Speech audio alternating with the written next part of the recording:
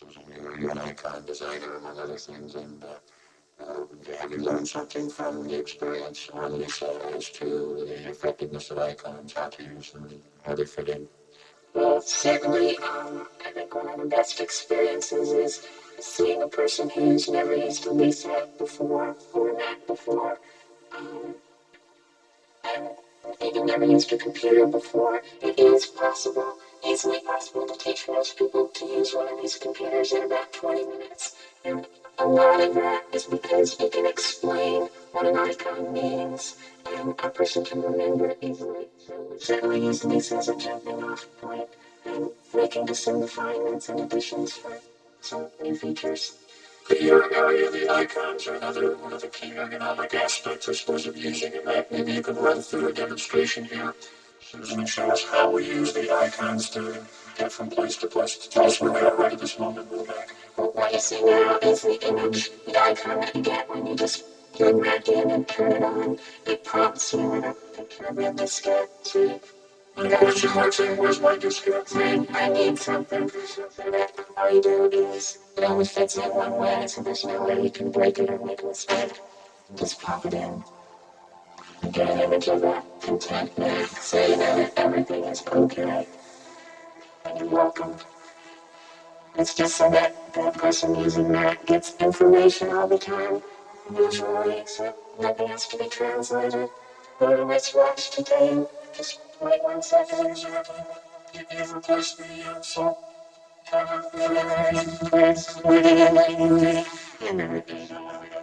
So what we have now is an image on the screen of the diskette that we put in the slot. And it can be with the mouse. It can be moved. It's always showing you the name of the disk. Right. It's highlighted in the sense that it's inverted so that Mac knows that you want to do something to this diskette, and your choices of what you might want to do are listed in the menus that operate a little bit like window shades when you move your cursor. Just pull down the file menu, see that would tell us now what. Right, there are choices. We can find out something about this diskette, or we can just open it, or we can eject it. But if we open it, just say open, and immediately you get what we call a window that displays graphically and in words what is contained on the diskette machine. So you can see there's a picture of a hand painting, which symbolizes a paint program, and a handwriting from the word processor, and a couple of memos that were already written, some folders if they want to store a document or two in a folder.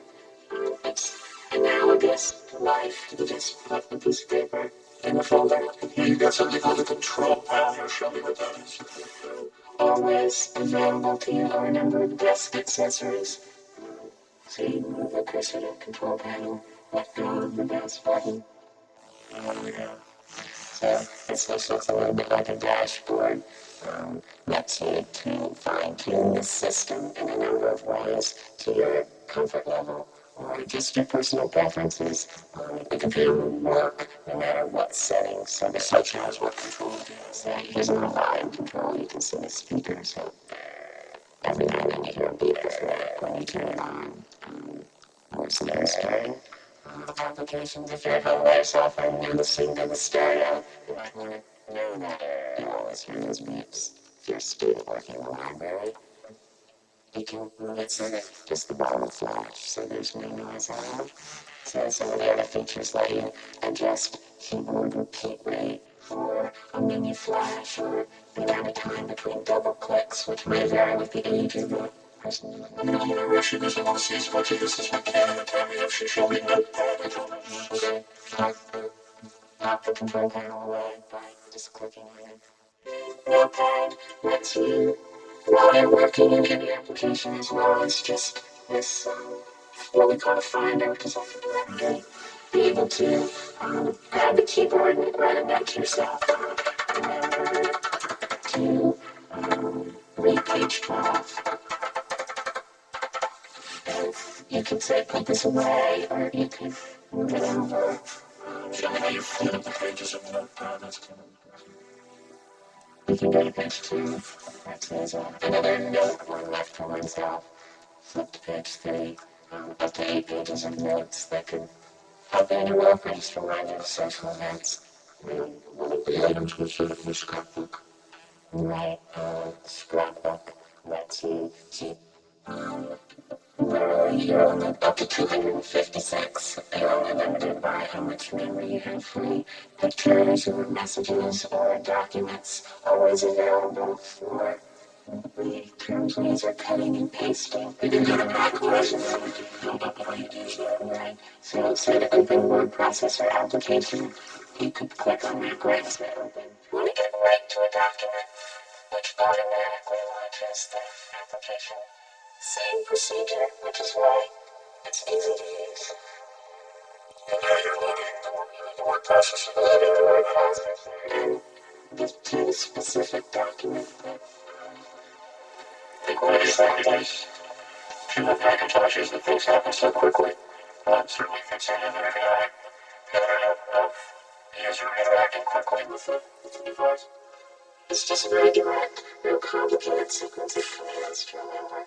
We can represent a little bit of sample text. This is how the word processor appears to you. A ruler lets you set formats, which is certainly a familiar object. Say you want to go from single to double space, just click on the wider image if you want.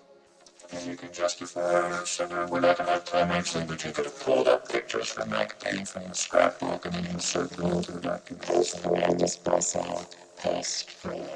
If you want to change out your word to be bold, to signal, change the font to something like a language.